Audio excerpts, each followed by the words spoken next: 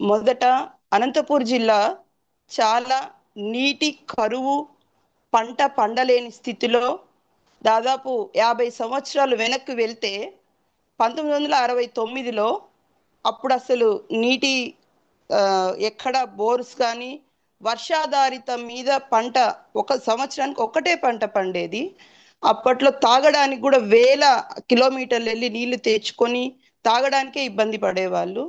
అట్లాంటివంటివి ప్రభుత్వాలు కూడా ఏమీ చేతగాని స్థితిలో మా జిల్లాకి ఒకరు సత్సాయి పుట్టపర్తి సత్సాయి ట్రస్ట్ తరఫున జిల్లా వ్యాపితంగా నీళ్లు అందించారు. ఆయనకు మేము ధన్యవాదాలు చెప్తాము.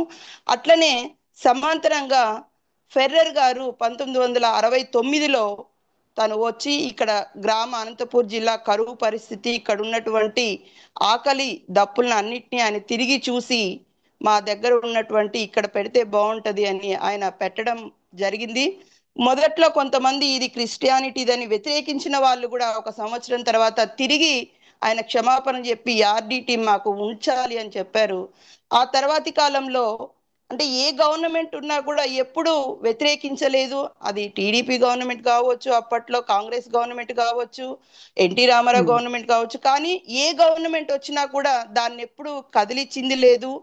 ప్రభుత్వం చేసే దానికన్నా కూడా ఎక్కువ అనంతపూర్ జిల్లాకి చేసిన వాళ్ళు ఎవరన్నా ఉన్నారు అంటే ఆర్డిటి సంస్థ, అట్లనే పుట్టపర్తి సాయిబాబు గారిని చెప్పుకోవచ్చు.